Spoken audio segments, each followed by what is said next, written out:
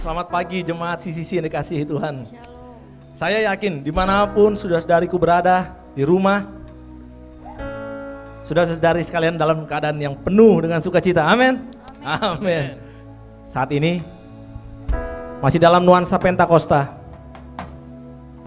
Kita memuji Tuhan, kita mau meninggikan nama Tuhan.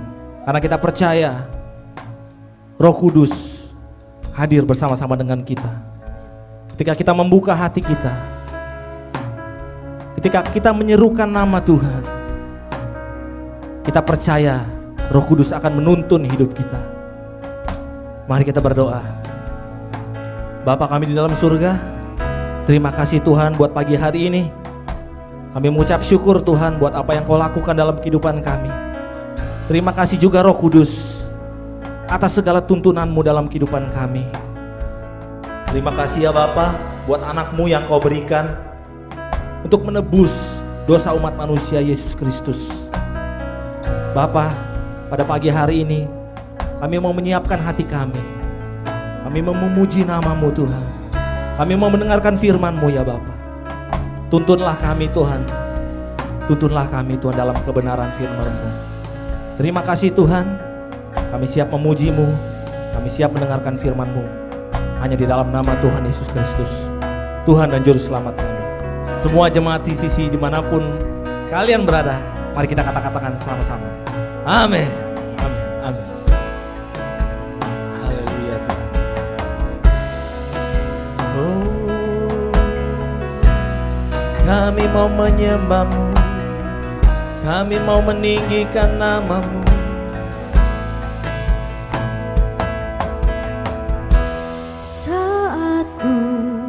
Menyembah-Mu, Roh-Mu bekerja,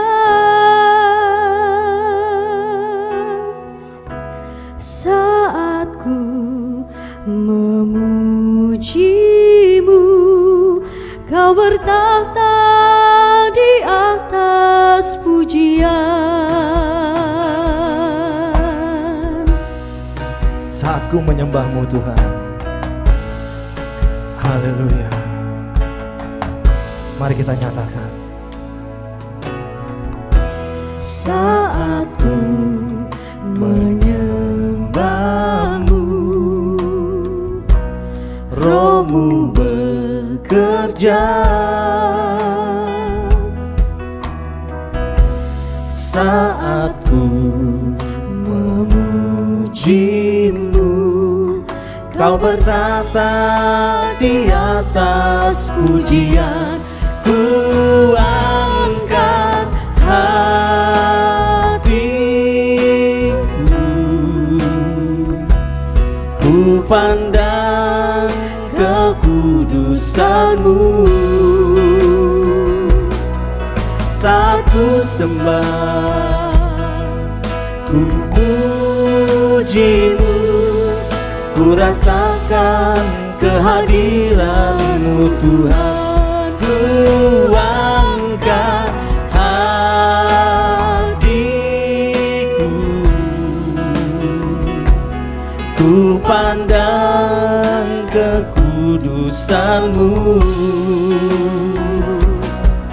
saat ku sembah, ku puji-Mu, ku rasakan kehadiran-Mu Tuhan.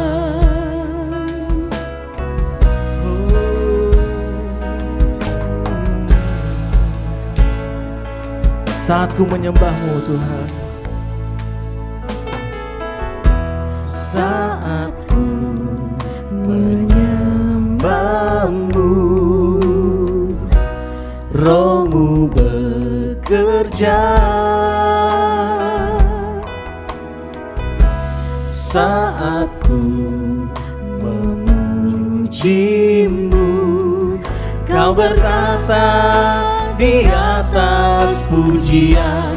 Ku angkat hatiku, ku pandang kekudusan-Mu, saat ku sembah, ku pujimu, ku rasakan kehadiran-Mu Tuhan. Ku angkat hatiku Tuhan, angkat hatiku, ku pandang kekudusan-Mu. Saat ku sembah, ku pujimu, ku rasakan kehadiran-Mu Tuhan. Oh, ku rasakan kehadiran-Mu Tuhan. Haleluya. Oh,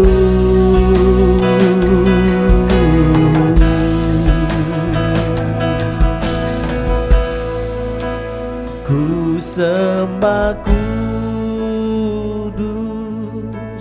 kudus, kuduslah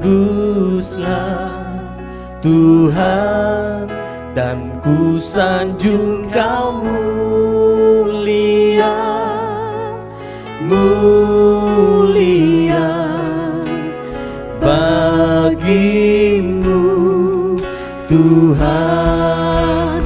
Ku sembah kudus, kudus,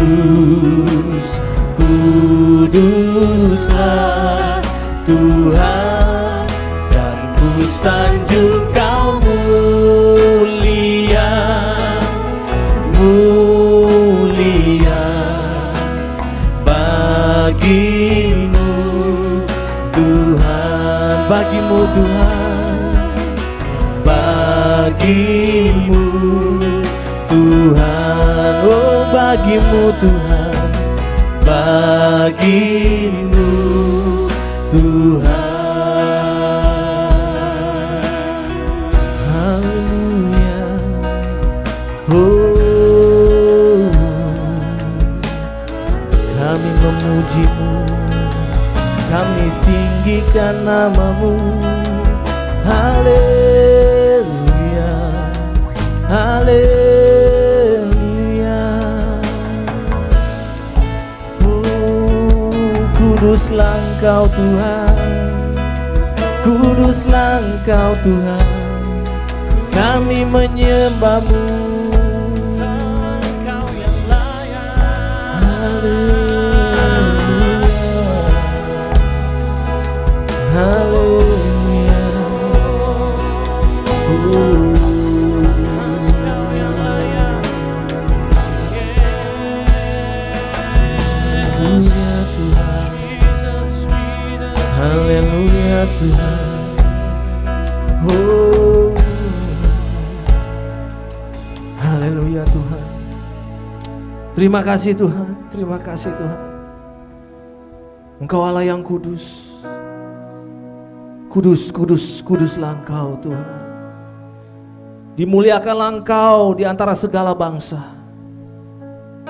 Ditinggikanlah nama-Mu Tuhan, mengatasi segala langit. Kuasa-Mu Tuhan yang tidak terbatas. Kami mau meninggikan senantiasa nama-Mu Tuhan.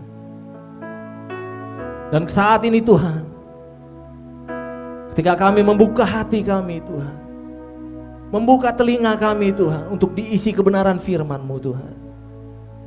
Urapi kami ya Roh Kudus, urapi kami, mampukan kami Tuhan untuk menjadi pelaku firman. Terima kasih Bapa. Kami serahkan Tuhan, kebenaran firman-Mu hanya di dalam nama-Mu, Yesus Kristus, Tuhan dan Juru Selamat kami. Haleluya. Amin.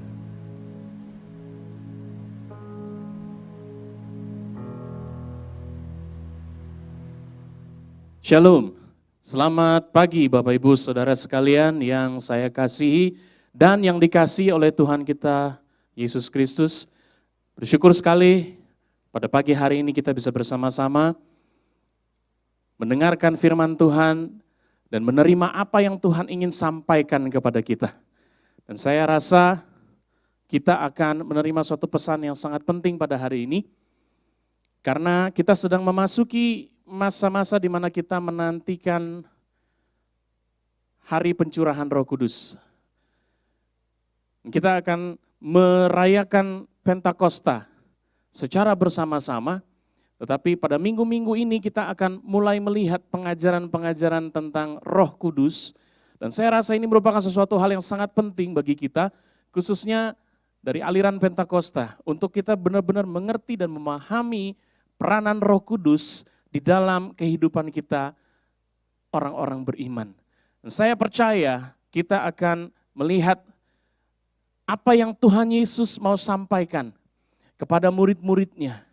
Sebelum dia naik ke surga, dia ingin menyampaikan suatu pesan yang sangat penting bagi murid-muridnya dan bagi kita semua. Dan pada saat ini saya akan memberi judul dari khotbah saya, yaitu janji Roh Kudus. Dan khotbah ini terambil dari teks dalam kitab Yohanes pasal yang ke-14, mulai ayat yang ke-15 sampai ayat yang ke-31. Yohanes pasal yang ke-14, ayat 15 sampai ayat yang ke-31.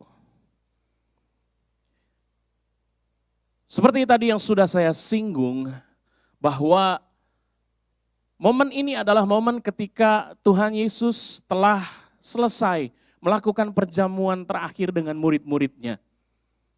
Dan kemudian tiba waktunya untuk dia menyampaikan pesan-pesan yang terakhir kepada mereka. Karena ini adalah momen yang terakhir sebelum dia naik ke kayu salib. Oleh sebab itu pesan-pesan ini menjadi begitu amat sangat penting. Karena dalam pesan-pesan ini tergantung kerinduan hati Tuhan Yesus agar murid-muridnya tidak kehilangan iman mereka. Oleh sebab itu kita akan melihat bersama-sama apa yang terjadi setelah perjamuan terakhir. Penyangkalan Petrus dibongkar oleh Tuhan Yesus. Ya, keyakinannya yang begitu menggebu-gebu menyatakan bahwa dia tidak akan pernah meninggalkan Tuhan, dibongkar oleh Tuhan Yesus ketika Tuhan Yesus mengatakan, sebelum ayam berkokok 3 kali, engkau sudah menyangkali aku. Kemudian sebelum itu juga murid-murid sudah diberitahukan bagaimana ada kunci untuk mereka mendapatkan kehidupan yang kekal. Kita bisa lihat itu bersama-sama di dalam pasal sebelumnya. Dan antara peristiwa Tuhan Yesus naik ke surga dan kemudian murid-muridnya mendapatkan kesempatan untuk memasuki kehidupan kekal, what then? Apa yang terjadi di dalam kedua periode itu? Apa yang harus terjadi? Disinilah kita akan melihat inti dari pesan Tuhan Yesus. Apa rencana Tuhan Yesus bagi murid-muridnya? Between the event of him being lifted up to heaven and the disciples died and being accepted into heaven. Apakah ada kekosongan di sana? Apakah ada kekosongan di sana? Kita lihat Yohanes 14 ayat yang ke-15. Ayat yang ke-15 dikatakan di situ, jikalau kamu mengasihi aku, kamu akan menuruti segala perintahku. Saya melihat di sini seperti ada suatu persyaratan awal. Ketika dikatakan, jikalau kamu mengasihi aku, kamu akan menuruti segala perintahku. Dalam transisi ayat 15 ke ayat 16, ada satu kata penghubung di dalam bahasa aslinya, kata penghubung kai, yang jika diterjemahkan itu bisa, itu merupakan kata penghubung dan di dalam Alkitab bahasa Inggris itu diterjemahkan menjadi kata then, yang menunjukkan ada satu kausalitas di situ. Jadi antara ayat 15 dan ayat 16 ada satu hubungan kausalitas. Jikalau engkau mengasihi aku, then kalau di dalam bahasa Indonesia kemudian atau setelah itu, aku akan minta kepada Bapa ayat 16 dan ia akan memberikan kepadamu seorang penolong yang lain supaya ia menyertai kamu selama-lamanya. Ayat 17 yaitu roh kebenaran. Dunia tidak dapat menerima dia sebab dunia tidak melihat dia dan tidak mengenal dia. Tetapi kamu mengenal dia sebab ia menyertai kamu dan akan diam di dalam kamu. Kata yang dipilih di dalam Alkitab bahasa Indonesia di situ adalah kata penolong. Seorang penolong. Tapi saya ingin menyoroti bahwa di dalam Alkitab bahasa Inggris digunakan kata advocate. Advocate. Yaitu satu terjemahan yang dianggap paling mendekati kata di dalam bahasa aslinya yaitu parakletos. Roh Kudus adalah parakletos. Kata advocate ini kalau di dalam bahasa Indonesia, advokat itu adalah ahli hukum yang berwenang sebagai penasihat atau pembela perkara di dalam suatu pengadilan. Agak sangat very specific kalau dalam pandangan saya. Arti dari kata advocate ini di dalam bahasa Indonesia itu sangat spesifik karena mengacu kepada pembela di dalam satu pengadilan. Tetapi kalau di dalam bahasa Inggris kata advocate adalah a person who publicly support a particular cause. Jadi seseorang yang secara terbuka mendukung pandangan kita. Pandangan ataupun pendapat kita.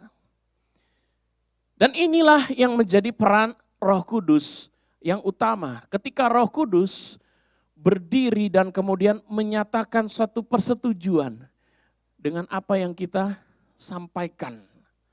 Ketika kita memberitakan firman Tuhan. Ketika kita memberitakan firman Tuhan, ketika kita bersaksi, Roh Kudus menyertai kita, mendukung kita dengan kuasa, dengan tanda-tanda ilahi yang membuktikan bahwa sungguh apa yang kita katakan itu benar berasal daripada Allah. Ini peranan utama Roh Kudus. Dan tentunya kalau di dalam bahasa terjemahan-terjemahan lain ketika dikatakan Roh Kudus itu adalah seorang penolong, penghibur, penasihat. Semua kata-kata itu tidak cukup untuk merangkum arti dari kata parakletos. Oleh sebab itu saya lebih menyukai kata advocate karena itu paling mendekati penjelasannya. Parakletos. Namun yang pasti di sini ya, ini adalah satu janji yang sudah terjadi. Sudah digenapi oleh Tuhan Yesus dan akan terus digenapi. Kenapa? Karena ketika Tuhan Yesus katakan aku akan mengirim seorang penolong yang lain. Ia akan menyertai kamu dan akan diam di dalam kamu. Dan janji itu dibuktikan, digenapi ketika hari Pentakosta. Dan murid-murid menerima pencurahan Roh Kudus yang menyertai mereka. Dan bukan hanya menyertai mereka, bahkan terus ada di dalam pelayanan-pelayanan mereka selanjutnya. Bukan saja hanya pada hari itu saja. Dan kita akan melihat bagaimana Tuhan akan terus menggenapi janjinya bagi anak-anaknya. Haleluya. Mari saudara di rumah masing-masing katakan bersama-sama. Amin. Haleluya. Ini janji Roh Kudus. Yang kedua, mulai dari ayat 18 sampai yang ke-24 kita akan melihat bersama-sama bahwa janji ini dijamin oleh anak Allah sendiri. Dijamin oleh Tuhan Yesus sendiri. Janji ini bukanlah janji dari seorang manajer yang akan dipindah tugaskan dan kemudian dia sedang mengumpulkan anak buahnya dan dia katakan kepada anak buahnya, saya harus dipindah tugaskan karena saya sudah memiliki tanggung jawab yang baru di ditetapkan oleh atasan, pemilik perusahaan, sehingga dengan sangat sedih saya harus meninggalkan Bapak Ibu Saudara-saudara. Tidak mungkin manajer tersebut bisa memberikan suatu jaminan bahwa manajer yang berikutnya akan melakukan tugas yang sama baik atau bahkan lebih baik daripada dirinya. Jadi saudara bisa melihat ya, bahwa ketika Tuhan Yesus memberikan jaminan ini, Dia menaruh namanya di situ. Dan Dia katakan, penolong ini akan melakukan seperti apa yang aku lakukan bersama-sama dengan kamu.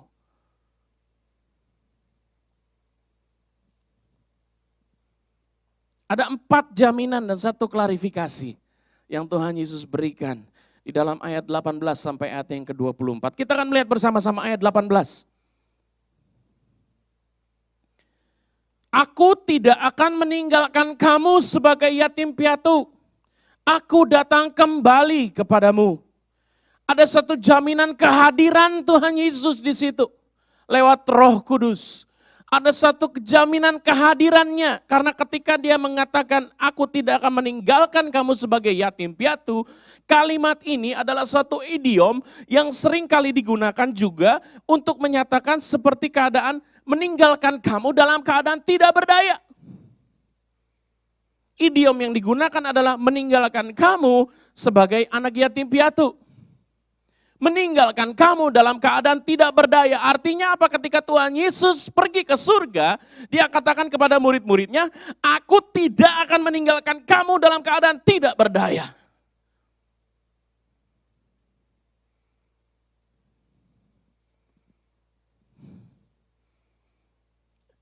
I hope you catch that powerful message, that powerful promise.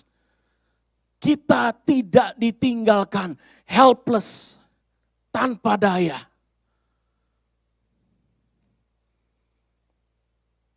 Itu jaminan yang pertama. Jaminan yang kedua, ayat 19. Tinggal sesaat lagi dan dunia tidak akan melihat aku lagi. Tetapi kamu melihat aku, sebab aku hidup dan kamu pun akan hidup. Ada satu jaminan kehidupan di situ yang Tuhan Yesus janjikan kepada murid-muridnya. Kamu pun hidup. Saya teringat kepada lagu yang saya yakin banyak di antara Bapak Ibu Saudara pernah mendengar lagu ini. Katakan, because he lives, I can face tomorrow. Sebab Dia hidup, ada hari esok. Terjemahan di dalam bahasa Indonesia agak berbeda sedikit, tetapi aslinya mengatakan, karena Dia hidup, aku bisa menghadapi hari esok. Hari esok yang kita nggak tahu seperti apa. Hari esok yang kita nggak ngerti seperti apa. Dan saya rasa lagu ini berbicara untuk situasi kita yang ada saat ini. Lebih daripada masa-masa apapun juga. Mungkin ada di antara Bapak Ibu Saudara yang menyaksikan pada pagi hari ini. Masih di dalam pemikirannya, saya tidak tahu apakah besok saya akan hidup atau tidak. Saya tidak tahu apakah besok kami bisa makan atau tidak. Karena hari besok itu penuh dengan ketidakpastian. Tidak ada satupun yang bisa menjamin. Orang yang punya begitu banyak uang, tetapi kalau mereka tidak bisa keluar dari rumah, mereka tidak bisa membeli apa-apa. Tidak ada jaminan dalam harta kekayaan. Orang-orang yang posisinya begitu kuat di dunia ini, pemimpin banyak perusahaan ataupun pemimpin politik, sama-sama semua harus menunggu di rumah. Tidak ada jaminan di dalam kekuasaan saudara. Semua sama. Semua menghadapi hari depan, hari besok yang tidak ada kepastiannya. Tidak ada yang bisa menjamin. Bahkan negara pun tidak bisa menjamin hari besok kita. Tetapi Tuhan Yesus katakan, because I live, I hold your tomorrow. Karena aku hidup dan aku memegang hari esokmu. Aku yang tahu apa yang akan terjadi di hari esokmu. Dan ini merupakan janji, suatu jaminan yang saya rindu untuk kita semua pegang. Saya dorong untuk kita semua pegang kuat-kuat. Satu janji kehidupan. Because He lives, I can face tomorrow. Kita katakan itu kepada Tuhan. Because you live God, I can face whatever that is in front of me tomorrow. Dan janji ini adalah satu pengulangan karena di dalam Yohanes 10 ayat 10 Tuhan Yesus katakan juga, aku datang supaya mereka mempunyai hidup dan mempunyainya di dalam segala kelimpahan. Haleluya, haleluya. Jaminan yang ketiga, kita lihat di dalam ayat yang ke-20. Pada waktu itulah kamu akan tahu bahwa aku di dalam Bapa-Ku dan kamu di dalam aku dan aku di dalam kamu. Ada satu jaminan di sini bahwa ketika kita menerima Roh Kudus itu, kita akan menerima satu pengenalan akan Tuhan yang bertambah dalam. Bukan sekedar satu kenal-kenal begitu saja, secara kenal sambil lalu, atau kenal hanya tahu nama saja, tidak. Tapi ini adalah satu pengenalan yang dalam akan Tuhan. Satu jaminan yang diberikan oleh Tuhan Yesus. Kamu akan tahu bahwa aku di dalam kamu, kamu di dalam aku. Jaminan yang keempat, kita lihat bersama-sama juga di ayat 21. Barang siapa memegang perintahku dan melakukannya, dialah yang mengasihi aku. Dan barang siapa mengasihi aku, ia akan dikasihi oleh Bapa-Ku. Dan aku pun akan mengasihi dia dan akan menyatakan diriku kepadanya. Haleluya, haleluya. Di sini kita melihat ada satu jaminan. Bahwa ketika kita taat kepada perintahnya, taat kepada firman-Nya, kita akan melihat bagaimana hubungan kasih kita, relationship kita dengan Tuhan Yesus itu menjadi tambah dekat, tambah intim, tambah erat. Dan saya ingin menyoroti ini karena ada banyak orang yang kemudian menerjemahkannya menjadi terbolak-balik. Ketika mereka mengatakan, oh kalau begitu, kalau saya tidak taat Tuhan tidak mengasihi saya. That is taking it in a very completely wrong way. Tuhan Yesus sudah mengatakan di dalam Yohanes 3 ayat 16 bahwa Bapa mengasihi seluruh umat manusia tanpa terkecuali. Mau yang ada di dalam dosa kek, mau yang tidak, semua Tuhan kasih tanpa terkecuali. Dan dia lakukan segala-galanya itu, menyerahkan anaknya yang tunggal supaya mati di kayu salib. Itu karena kasihnya kepada kita semua. Tetapi ada satu hubungan yang di-reserve. Satu hubungan yang spesial, satu keintiman yang hanya bisa diperoleh ketika kita taat kepada firman-Nya. Dan hubungan itu bukan sembarangan, Bapak Ibu Saudara. Itu bukan hubungan yang asal-asalan.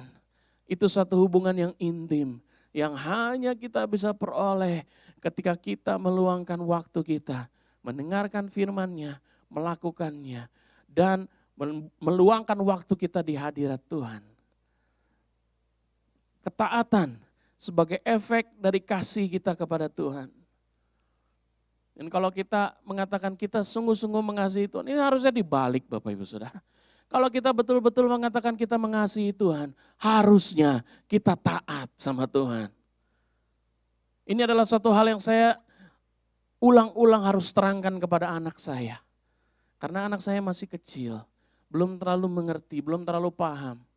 Saya katakan, nak, kalau kamu sayang sama Dedi, kamu harus tunjukkan. Kamu harus buktikan, jangan cuma ngomong saja. Dedi senang dengar kamu bilang kamu sayang sama Dedi, oke. Tapi Dedi juga ingin lihat ada sesuatu wujud dari bukti dari apa yang sudah kamu katakan tersebut. Dan ini memang suatu konsep yang sulit dimengerti oleh dia. Tetapi saya rasa kita semua mengerti, kita semua paham bahwa kalau kita ngomong kita sayang sama Tuhan, ada sesuatu hal yang harus menyertai perkataan kita tersebut. Kenapa demikian? Karena Tuhan sudah terlebih dahulu melakukannya bagi kita. Kita bisa melihat bahkan di dalam Yohanes Fatsalnya yang ke-14 juga. Ayat yang ke-13 di situ dikatakan, dan apa juga yang kamu minta dalam namaku, aku akan melakukannya supaya Bapa dipermuliakan di dalam anak. Jika kamu meminta sesuatu kepadaku dalam namaku, aku akan melakukannya. Kenapa Tuhan Yesus kasih janji itu? Karena Tuhan Yesus mau mengatakan, hey, because I love you, I want to do this for you. Jadi Tuhan Yesus sudah terlebih dahulu memberikan contoh bahwa dia amat sangat mengasihi kita. Dan sudah sepantasnya kalau kita juga melakukan hal yang sama kepada dia.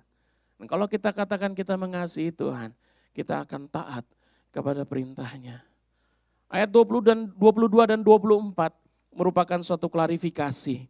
Di situ dikatakan Yudas salah satu muridnya yang bukan Iskariot bertanya kepada Yesus, Tuhan, apakah sebabnya maka engkau hendak menyatakan dirimu kepada kami dan bukan kepada dunia? Jawab Yesus, jika seorang mengasihi aku, ia akan menuruti firman-Ku dan Bapa-Ku akan mengasihi dia. Dan kami akan datang padanya dan diam bersama-sama dengan dia. Barang siapa tidak mengasihi aku, ia tidak menuruti firman-Ku. Dan firman yang kamu dengar itu bukanlah daripadaku, melainkan dari Bapa yang mengutus aku. Ada suatu klarifikasi yang kembali harus dikatakan oleh Tuhan Yesus. Karena murid-murid tetap sampai saat itu masih memendam suatu pengharapan bahwa Tuhan Yesus akan menyatakan dirinya kepada dunia sebagai Raja Israel.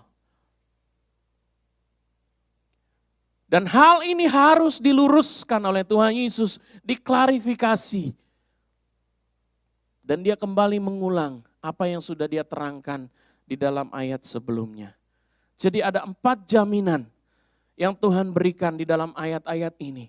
Satu jaminan kehadirannya dalam kehidupan kita. Jaminan kehidupannya, kita akan memperoleh satu kehidupan yang berkelimpahan. Bukan secara materi tetapi secara rohani kita akan berkelimpahan. Pengetahuan.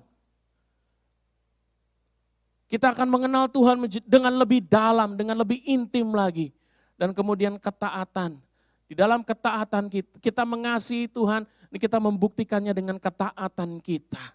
Ada satu jaminan di situ, bahwa ketika kita taat, kita akan melihat bagaimana hubungan kita itu begitu menjadi intim dengan Tuhan. Dan hal-hal ini dijanjikan seiring dengan kehadiran Roh Kudus di dalam kehidupan kita. Jadi begitu banyak benefit yang kita terima di dalam menerima Roh Kudus itu di dalam diri kita, dalam hidup kita. Dan seharusnya ini merupakan sesuatu yang menggelorakan hati kita, membuat kita ingin sekali untuk menerima apa yang dijanjikan Tuhan ini. Namun saya juga ingin memperjelas lagi maksud dan tujuan Roh Kudus, ini bagian yang ketiga. Di dalam Yohanes 14 ayat 25 sampai 26. Dikatakan di situ, semuanya itu kukatakan kepadamu selagi aku berada bersama-sama dengan kamu.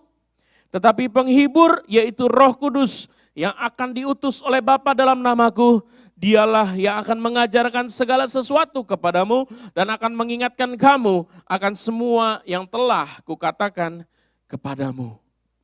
Di sini kita melihat ada 2 istilah yang dipergunakan. Seperti yang tadi saya katakan, parakletos. Kalau hanya menggunakan istilah penolong atau penghibur saja itu tidak cukup, kurang cukup. Perlu mencakup semuanya. Dan kalau di dalam ayat yang ini dikatakan penghibur. Penghibur. Namun saya mau menyoroti bahwa maksud dan tujuan dari Roh Kudus. Yang pertama-tama murid-murid bukan hanya diingatkan mengenai perintah-perintah atau instruksi-instruksi yang diberikan oleh Tuhan Yesus. Mungkin kalau kita baca sekilas kita akan menerima kesan seperti itu. Bahwa murid-murid akan diingatkan kembali akan perintah-perintah, instruksi yang sudah diberikan oleh Tuhan Yesus. Bagaimana harus melakukan ini, bagaimana harus melakukan itu, bagaimana harus melayani seperti ini, itu seperti satu instruksi, seperti satu manual yang diingatkan kembali. Tetapi bukan hanya itu yang diingatkan oleh Roh Kudus. Karena sesungguhnya Roh Kudus mengingatkan akan every word, segala perkataan. Dan jika dikatakan segala perkataan, maka kita bisa menginclude di dalam itu apa yang dikatakan Tuhan Yesus dalam Yohanes 2 ayat 22 mengenai berita kebangkitannya. Apa yang dikatakan Tuhan Yesus di dalam Yohanes 3 ayat 3, berita keselamatan oleh Tuhan Yesus, hanya oleh Tuhan Yesus, mengenai kelahiran baru. Jadi ada hal-hal ini yang dicakup, yang diingatkan oleh Roh Kudus. Sehingga tugas murid-murid bukan hanya untuk melakukan perintah Tuhan Yesus saja, tetapi juga untuk menyebarkan berita mengenai kehadiran Anak Allah. What does that mean? Artinya, setiap dari kita harus menyaksikan tentang Tuhan Yesus. Berita keselamatan itu harus kita saksikan. Dan ketika kita menyaksikannya, Roh Kudus akan menolong kita. Roh Kudus akan menolong ketika kita membuka mulut kita. Ketika hati kita ingin melakukan sesuatu dan kita katakan, aku harus mengatakannya. Aku harus share ini kepada temanku. Dan ketika kita membuka mulut kita, Roh Kudus akan menolong, memberikan ilham akan kata-kata yang sudah pernah kita dengar dari gereja mungkin, dari hamba-hamba Tuhan atau dari teman-teman yang lain, rekan-rekan saudara seiman yang lain, mengingatkan kita dan kata-kata itu akan mengalir keluar, dipakai oleh Roh Kudus untuk menyentuh hati orang yang kita sedang bersaksi itu. Sehingga mereka juga akan percaya bahwa Yesus adalah sungguh Anak Allah. Haleluya, haleluya. Itu yang pertama. Maksud dan tujuan roh yang pertama. Yang kedua, pelayanan Roh Kudus ke depan. Ayat 26, penghibur itu akan mengajarkan dan mengingatkan. Saya secara khusus ingin agar saudara tidak membalik-balikkan kedua kata ini. Bukan mengingatkan baru mengajarkan, no. Mengajarkan dan kemudian mengingatkan. Artinya apa? Kita harus belajar terlebih dahulu. Kita harus membaca firman Tuhan terlebih dahulu. Baru kemudian Roh Kudus bisa mengingatkan kita.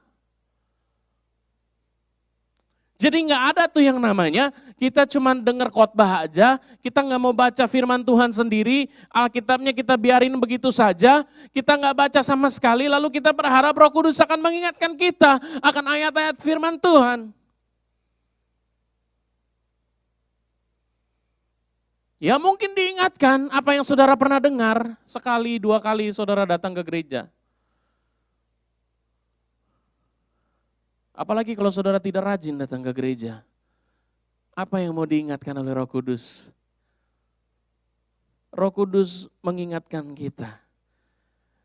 Roh Kudus mau menolong kita. Namun bukan hanya itu saja.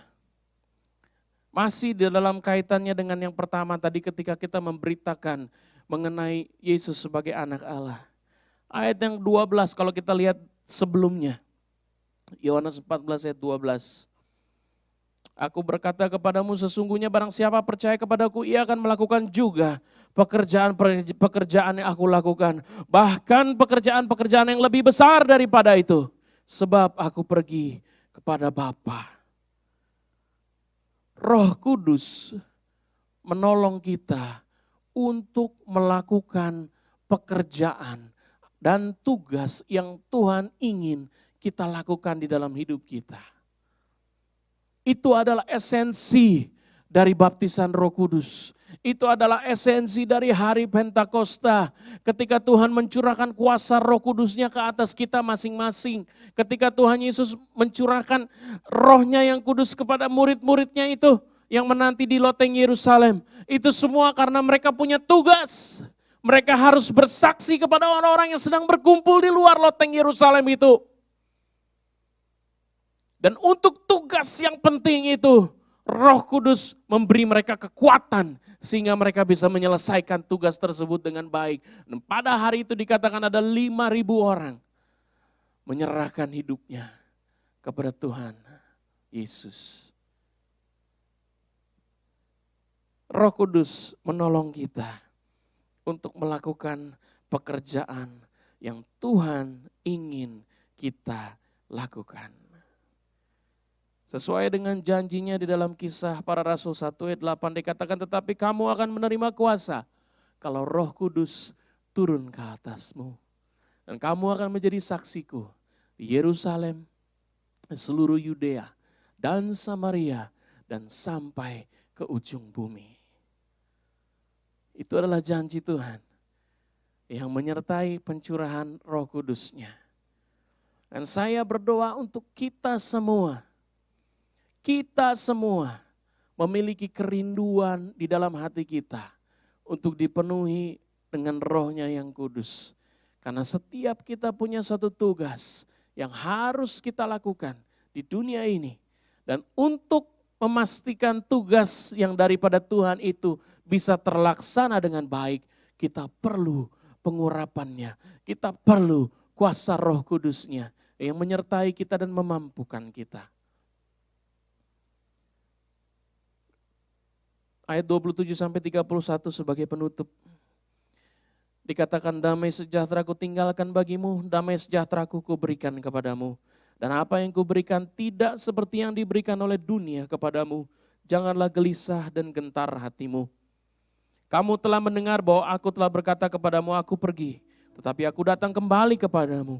Sekiranya kamu mengasihi aku, kamu tentu akan bersuka cita. Karena aku pergi kepada Bapa-Ku. Sebab Bapa lebih besar daripada aku. Dan sekarang juga aku mengatakannya kepadamu sebelum hal itu terjadi, supaya kamu percaya apabila hal itu terjadi. Tidak banyak lagi aku berkata-kata dengan kamu, sebab penguasa dunia ini datang dan ia tidak berkuasa sedikit pun atas diriku. Tetapi supaya dunia tahu bahwa aku mengasihi Bapa dan bahwa aku melakukan segala sesuatu seperti yang diperintahkan Bapa kepadaku. Bangunlah, marilah kita pergi dari sini.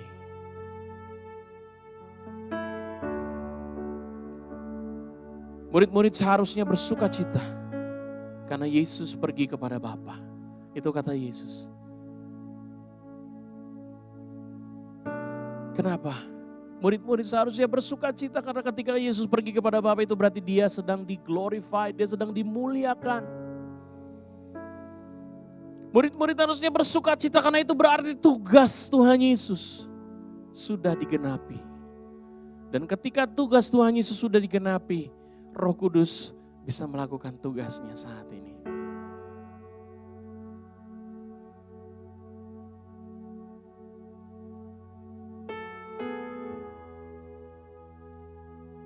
The bottom line is, Tuhan tidak pernah meninggalkan anak-anaknya.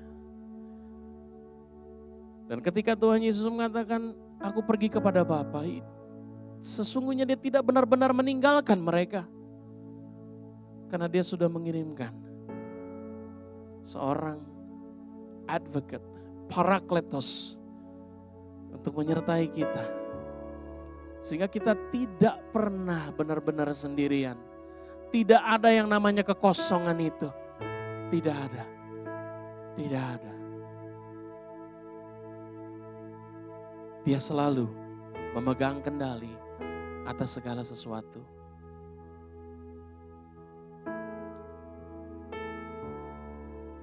Pagi hari ini saya ingin berdoa bagi Bapak Ibu Saudara. Sekali lagi saya tidak bisa melihat Bapak Ibu Saudara di rumah masing-masing. Mungkin ada yang sedang duduk bersama-sama dengan keluarga. Atau mungkin ada yang sedang duduk dengan HP sendiri. Mungkin ada yang sambil berjemur.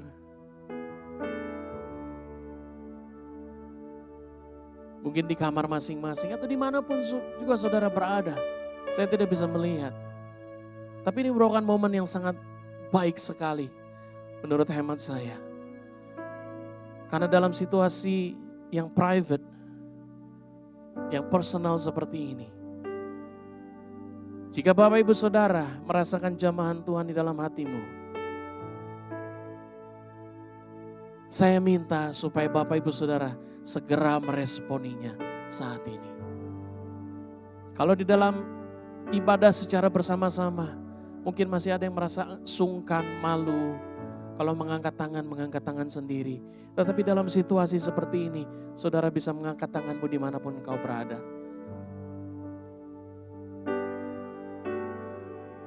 Dan saya mau mendoakan, jika ada di antara Bapak Ibu Saudara yang saat ini sedang merasakan kekosongan itu di dalam hatimu. Entah karena apa, mungkin ada kehilangan karena ditinggalkan oleh orang-orang yang saudara kasihi.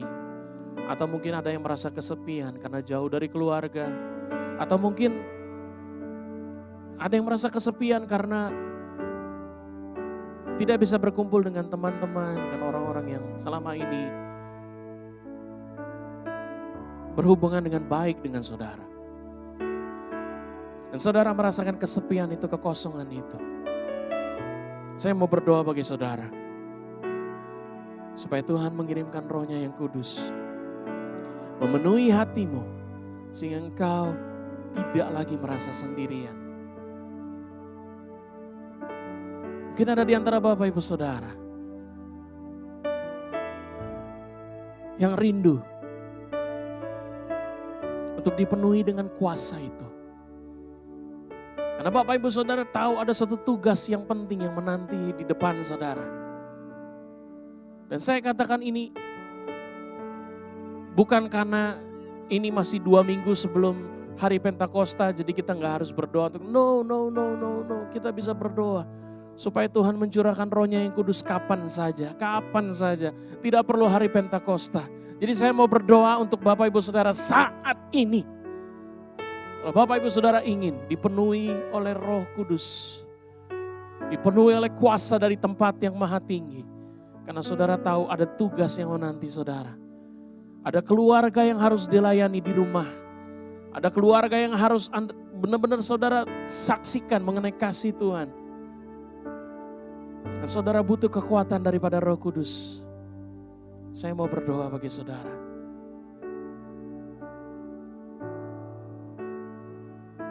Dan ada hal-hal lain lagi yang Roh Kudus mungkin sedang ingatkan di dalam hatimu. Dan saudara tersentuh lewat khotbah pada hari ini. Dan saudara ingin mengklaim janji itu, jaminan itu. Saudara katakan, Tuhan kau sudah katakan bahwa aku bisa menerima ini.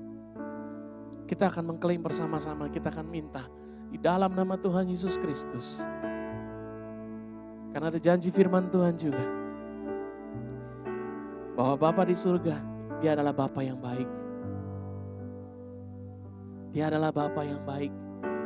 Dia tidak akan kasih ular kalau anaknya minta ikan. Jadi kalau anaknya minta, Dia akan memberikan Roh Kudus kepada mereka. Amin. Haleluya. Haleluya. Haleluya. Mari, saudara yang mau didoakan angkat tanganmu. Dimanapun saudara berada pada saat ini, hamba mau berdoa. Haleluya. Haleluya. Haleluya. Haleluya. Haleluya. Oh, ranana masikaya daralabas. Yes. Rasakan Roh-Nya yang kudus, kehadiran Roh-Nya yang kudus. Oh, ralamasikaya dabasane. Ralabasikirian daralamasan. Haleluya, haleluya, haleluya, haleluya, haleluya, haleluya.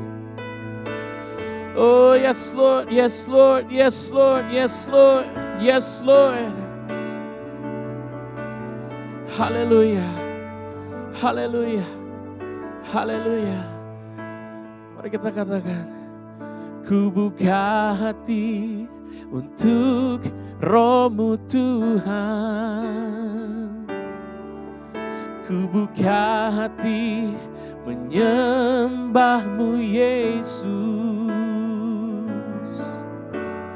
Jamahlah kami, penuhi kami dengan kuasa Allah Maha Tinggi.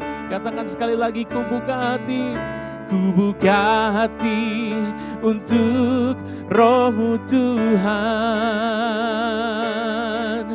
Ku buka hati menyembah-Mu Yesus. Jamahlah kami, penuhi kami dengan kuasa Allah Maha Tinggi. Haleluya. Oh, buka hatimu saat ini, buka hatimu. Oh yes Lord, yes Lord. Saya merasakan Roh Kudus sudah mulai bekerja bahkan sebelum kita mulai berdoa. Karena Roh Kudus tahu apa yang saudara butuhkan. Dan saat ini ada yang Tuhan sedang menjamah saudara.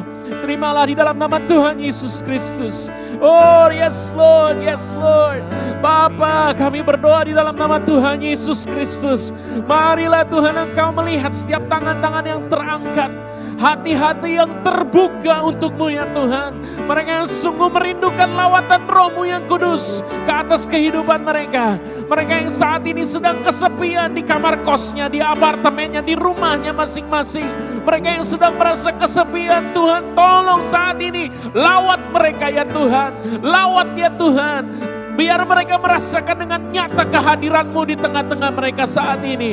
Oh radana masih.